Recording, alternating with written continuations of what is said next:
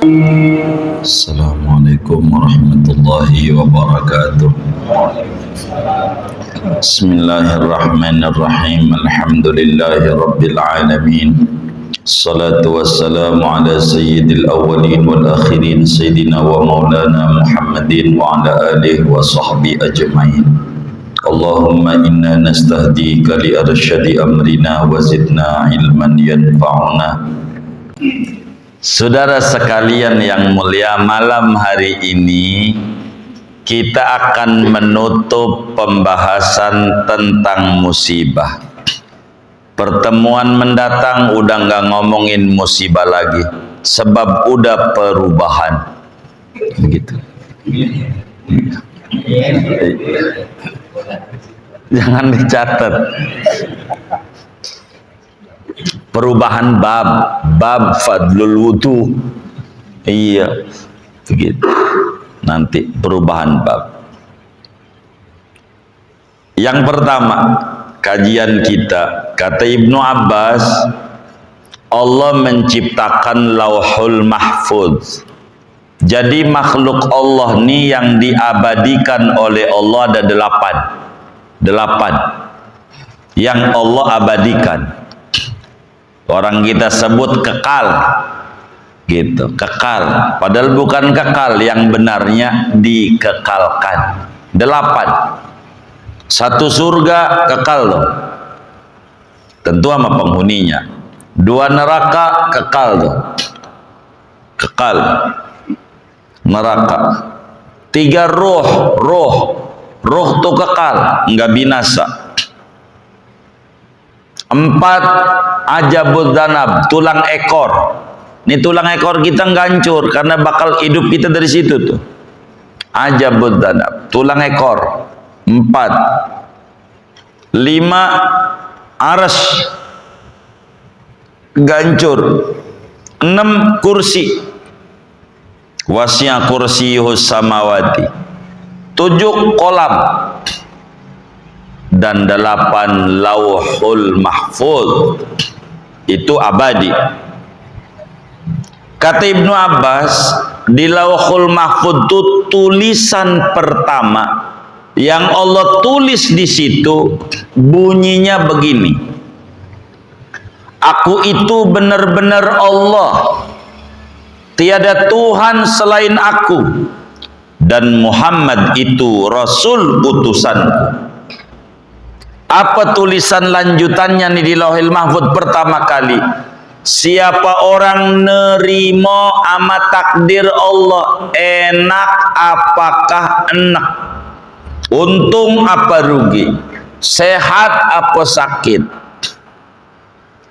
Siapa nerima ama ketentuan Allah, Allah catat sebagai wali yang berpangkat siddiq.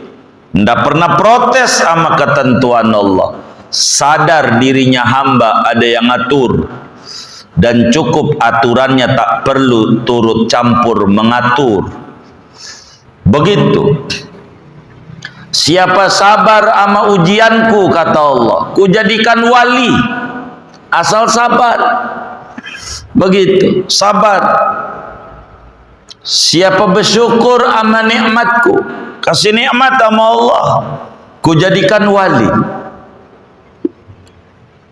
Ada orang nemuin anjing, kucing, pinggir jalan kebun nanas, nemuin kucing kecil, sakit, meong, diambil sama dia, lalu diobatin karena sakit kucing, lalu dikasih makan, dirawat dengan makanan yang enak-enak. Pokoknya siang makan siang gratis sama susu. Yang enak-enak dikasihnya yang enak-enak.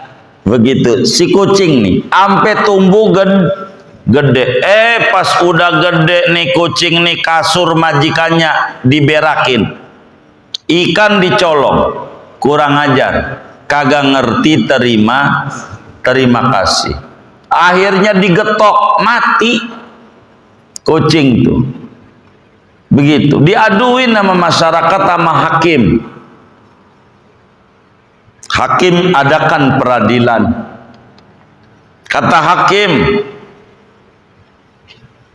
benarkah kau ini membunuh binatang?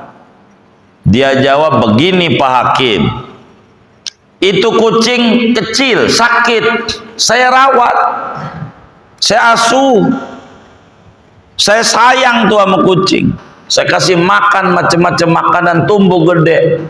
Coba Pak Hakim pikirin, udah gede dia berak sembarangan aja di kasur saya, makanan ikan saya dicolong sama dia, apa nggak kurang ajar? Nggak ngerti terima kasih, saya getok mati.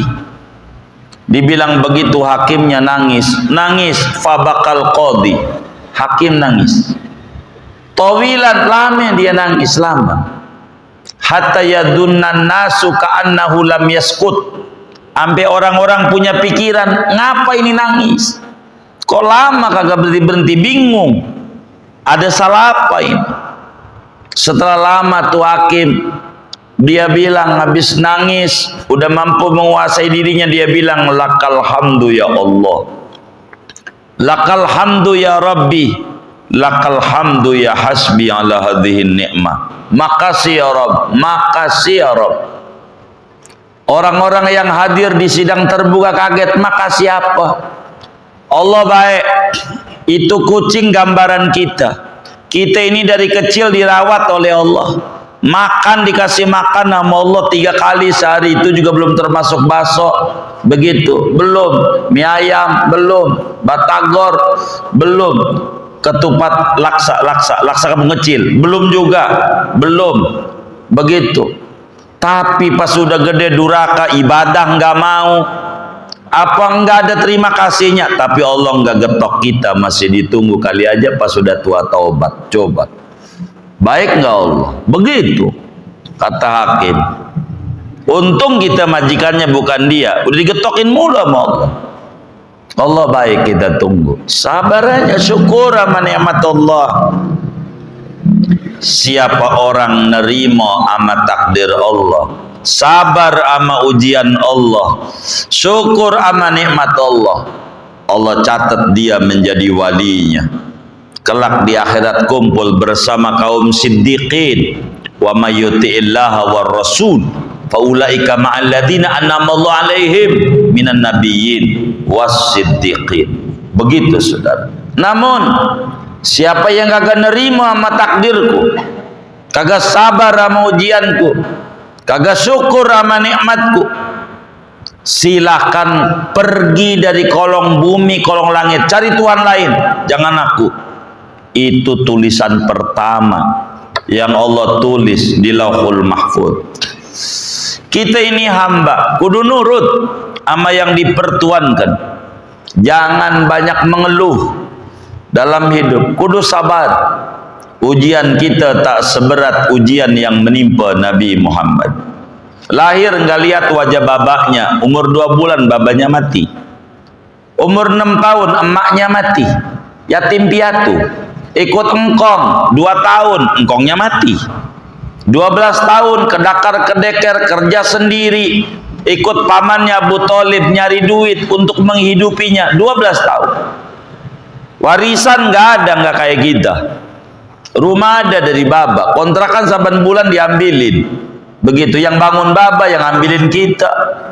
Haul pakai dorong-dorongan, lu aja jangan di rumah gua, begitu. Padahal rumahnya dari baba aja juga. Begitu. Itu begitu saudara. Kalau orang nggak sabar sama nikmat Allah, sama ujian Allah, nggak syukur sama nikmat, kata Allah, monggo keluar dari bumi ini.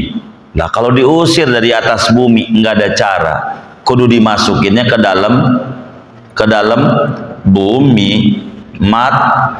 mati. Udah sabar aja, sabar, nunggu 14 Februari, sabar, jangan buru-buru, begitu, jangan begitu. Gitu, mendingan ngaji. Ente nonton debat, ente kesel doang, udah ngaji aja biar tenang, udah Mau nonton juga saya tutup nih ngaji. Tutup apa jangan? Oh jangan. Saya tutup. Saya gimana ini abangku? Ditutup apa jangan? Tuh udah ditelepon tuh ngopi nih. Nobar. Waduh. Bagaimana ini? Ya Allah. 1, 2. Abdullah bin Mubarak radhiyallahu ta'ala anhu. Kata Abdullah bin Mubarak, musibah itu ringan.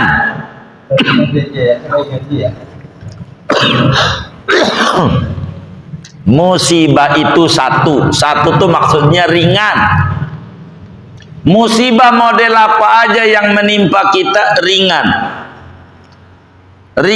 Namun bila kita stres, enggak terima, gundah gulana, protes Tuhan, menjadi ada ringan, ada berat. Tuh begitu. Apa maknanya? Kalau kita kena musibah, musibahnya. Tapi kalau kita nggak terima, musibahnya jadi 2. Musibah itu sendiri, yang kedua ora dapat ganjaran. Kita ngeluh, stresin, gak dapat ganjaran. Gelas sudah pecah, mau bagaimana? Kita ngamuk-ngamuk, udah pecah juga. Ya udah, biarin, udah pecah gelas. Udah sabar aja. Masalahnya bini ngomel-ngomel, ya sabar. Bentar. Kalau kita diem aja, ntar juga mikir bininya, gua kayak orang gila ngomong sendiri mulu. Kalau orang ngomong sendiri, orang apa namanya? Lah gila, udah sabar aja. Sabar gitu. Makanya gua bawa ngaji aja dah malam Senin habis sisa daripada di rumah. Begitu. Ngaji juga begitu. Saya curiga main nyengir ini. Begitu. Jadi kalau kita dapat musibah ringan, yang beratnya hilangnya ganjaran besar yang Allah sediakan. Itu musibah besar. Maka kita kudu sabar dalam hidup. Lah ujian sebentar enggak lama. Kudu sabar aja. 2, 3. Kata Imam Ali bin Abi Thalib, Habibuna Muhammad sallallahu alaihi wa alihi wasallam bersabda, kata Nabi, man asobathu musibatun falyadhkur musibatahu bi. Siapa orang yang terkena musibah, bandingin musibah dia dengan aku. Ingat-ingat musibahku, kata Nabi. Kalau udah begitu, ringan kok, aku yang berat. Kalau kita dapat musibah, tidak ada musibah yang paling berat menimpa hamba Allah kecuali menimpa ama Nabi Muhammad. Coba dipikirin, kecil nggak lihat baba, baru 2 bulan, 6 tahun umurnya, nyaknya mati nyaknya. Terus umur 8 tahun engkongnya mati, ikut encingnya tuh Abu Thalib. 12 tahun dagang, 25 tahun itu bisa menikah. Lalu kemudian punya anak 6, laki 2, perempuan 4. Dari Siti Khadijah, mati tuh bininya, Siti Khadijah mati, jadi duda, kudu ngurus anak 6, laki 2, perempuan 4. Begitu, duda, kudu ngajar juga, kudu ngurus anak. Udah begitu, pada mati anaknya yang lain-lain. Yang hidup Siti Fatimah doang. Begitu. Lalu kemudian Siti Khadijah wafat ke Taif. Disambitin. Sampai hancur badannya Nabi. Habis itu diusir dari kampung halamannya, dari Mekah. Diusir. Diakui akhlaknya baik, tapi diusir juga. Karena menuhankan Tuhan yang satu. Emang kalau satu tuh dimusuhin mulu. Kalau satu tuh begitu. Jangan dicatat. Itu begitu, saudara. Jadi akhirnya Nabi ke Madinah. Ya Rabbana, kita nggak ngalamin separah itu, musibah kita nggak enak. Bandingin tuh kayak Nabi begitu, aduh nggak ada apa-apanya, nggak ada apa-apanya. Saudara nggak punya, kakak adik nggak punya, tuh Nabi. Jadi kalau kita dapat musibah, bandingin musibah kita sama musibah Nabi Muhammad, jadi ringan. Karena musibah menimpa Nabi berat. Kata ulama dalam sebuah gubahan syairnya, isbir likulli musibatin wa tajalladi wa'lam bi annal mar'a ghairu mukhalladi wa idza tusibka musibatun tusja biha fadhkur musabaka bil habibi Muhammadi. Bila sabarlah anda, tegarlah anda dalam menghadapi musibah. Tidak ada manusia yang abadi. Yang mitnah kita modar juga bakalan begitu. Yang ngedolimin kita mati juga akhirnya. Di dunia ini nggak ada yang abadi, nggak ada. Maka bila kita kena musibah, sabar, bandingkan musibah yang menyayat hati kita dengan musibah yang menimpa Nabi Muhammad. Nabi akhlaknya baik, dosa orang punya, difitnah, diusir segala macam, lah kita dosa seabrek, akhlak buruk banyak, ada yang jelekin, wajar begitu. No yang akhlaknya baik aja gituin. Jadi kita udah sabar aja, bandingin.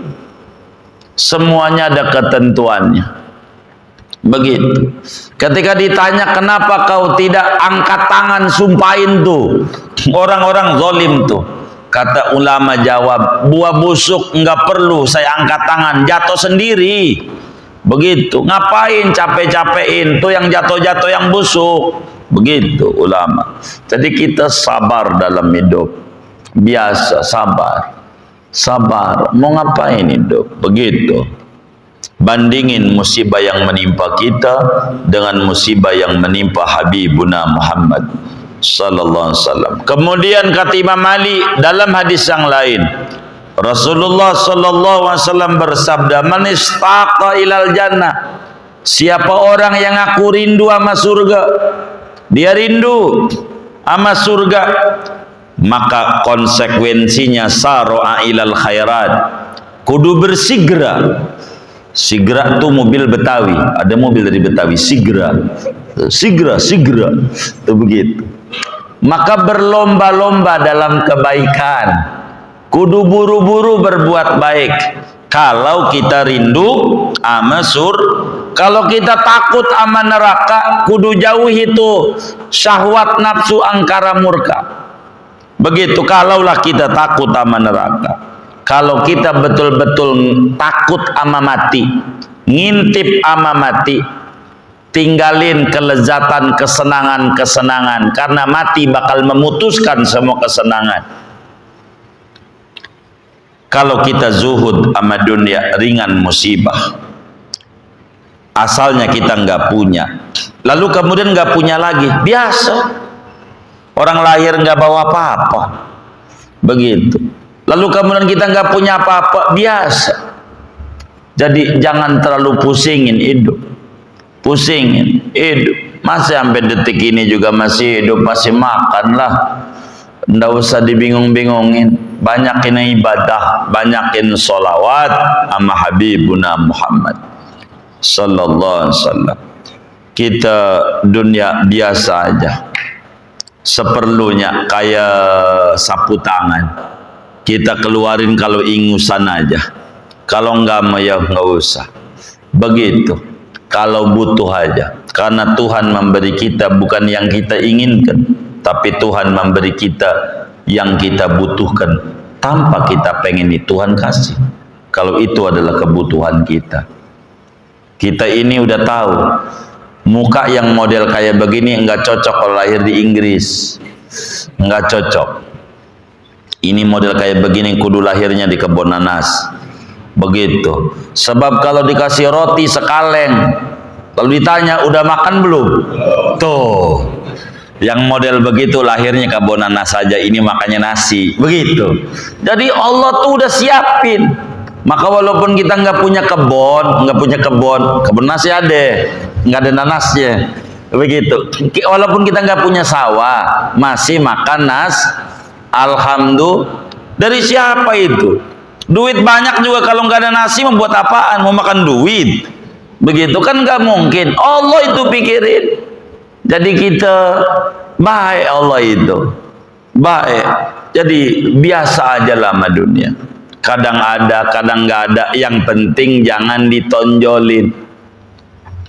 Itu lagi punya duit jor-joran, dia makan dikit-dikit di kampung kecil. Emang tahu di kampung kecil? Ya Allah, begitu. Dikit-dikit makan, dikit-dikit ini. Sekarang ngumpet aja di Nurul Anwar, lagi bokeh begitu. Nanti orang kata begitu biasa aja. Coba tuh lihat tuh yang di apa tuh namanya Sudirman Tamrin. Coba kalau ngelamar kerja pakai baju compang-camping, sendal pakai swallow yang udah kasih peniti bawahnya, begitu, gitu. Dia jalan dah tuh ke Sudirman Tamrin, begitu bawa map, kira-kira diterima apa kagak?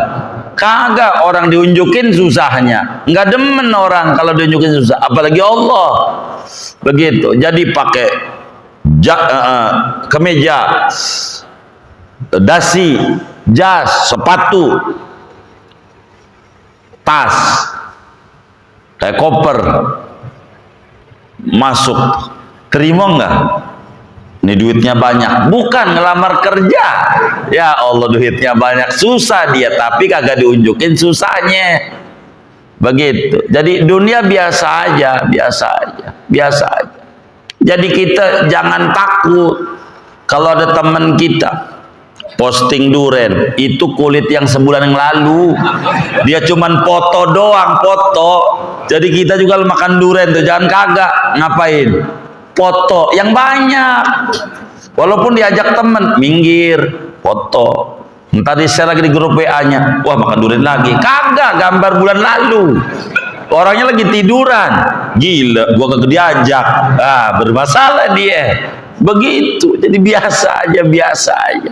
Ntar foto lagi di kampung kecil depannya, begitu foto, begitu foto. Izin sama teman, mau kemana? Kampung kecil, perlu foto doang. Kalau kita makan diajak juga sih, begitu. Ntar besok di share lagi, wih makan nih, yoi, padahal lagi tidur. Nah begitu kita. Jadi jangan kita bingung-bingung dalam hidup, jangan. Mana lagi tuh terakhir, di dalam kitab-kitab terdahulu ada 6 kata-kata bijak. Ada 6 kata-kata bijak yang harus diingat di otak kita. 6 ini penting. 6 penting. Yang pertama, siapa orang yang pagi-pagi udah rakus sama dunia, stres mikirin dunia pagi-pagi, maka Allah murka sama dia. Murka. Pagi-pagi syukur dulu tuh dikasih melek tuh mata. Emang Allah kagak bisa merem, kagak dimelekin lagi? Kan bisa. Pagi jangan ngeluh, biasa. Pagi zikir dulu, zikir dulu. Ingat Allah dulu dah. Ingat Allah pagi tuh. Pagi. Doa. Siapa orang yang mengeluh tentang musibah yang terjadi, dongengin nama orang, maka sebetulnya lagi jelek-jelekin Allah. Jangan dongengin. Begitu. Teman kita cuman mau dengar doang, bantu juga kagak. Nggak usah jelek-jelekin Allah. Nggak usah. Pagi-pagi ngeluh tentang seretnya rezeki, itu lagi jelek-jelekin Allah. Jangan. Allah kasih sehat rezeki, istri nurut rezeki, anak baik-baik rezeki, rezeki banyak, badan sehat rezeki. Teman kita di ICU, kan kasihan. Begitu, habis berapa tuh duit kalau 14 hari di Pertamina? Kan mahal. Kita kasih sehat, alhamdulillah lah. Jadi jangan banyak mengeluh.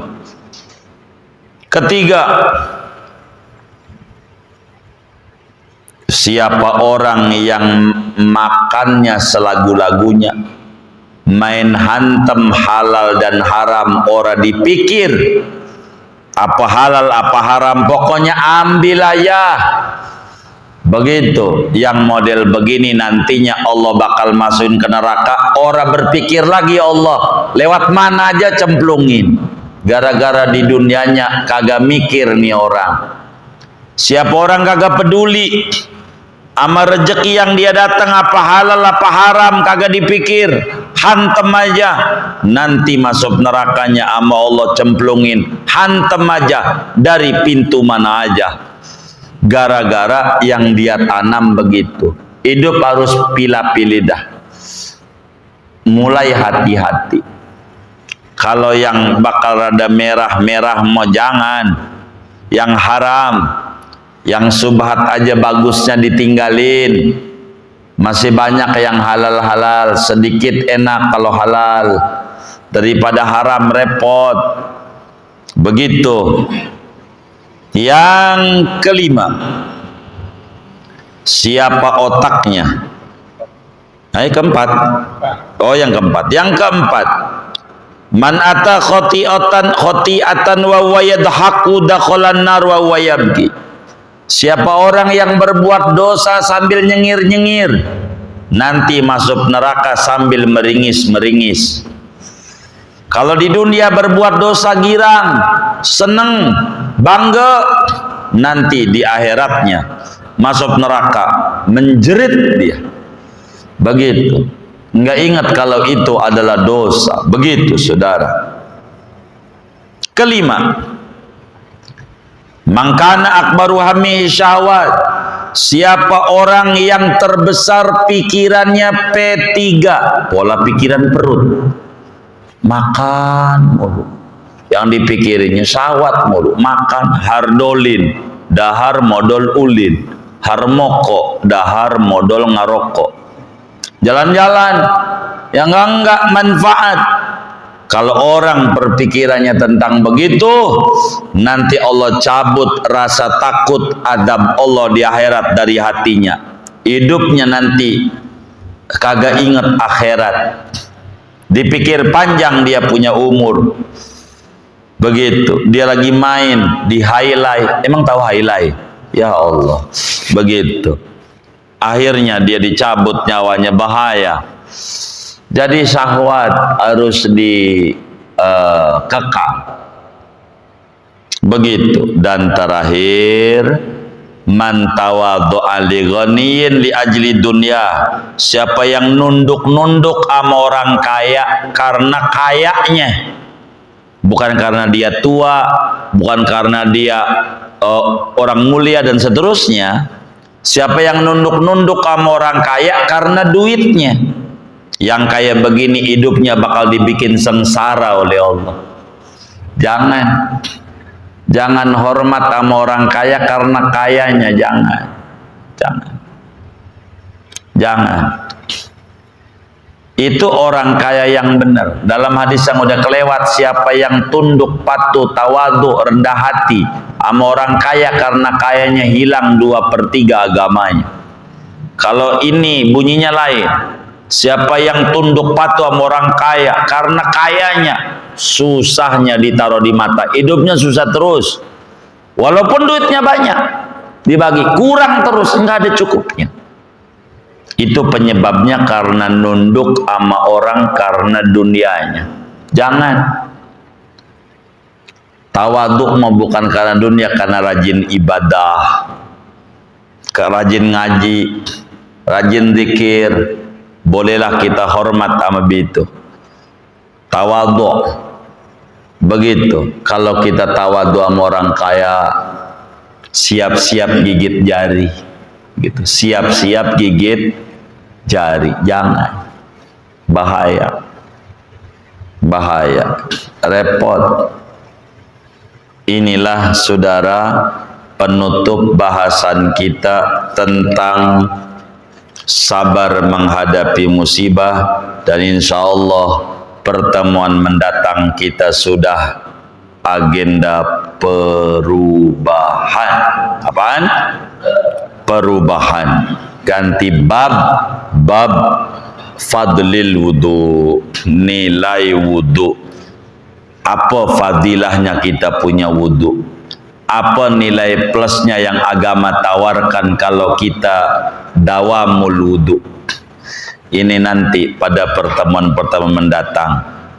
Segini aja, nggak ada tanya jawab. Artinya udah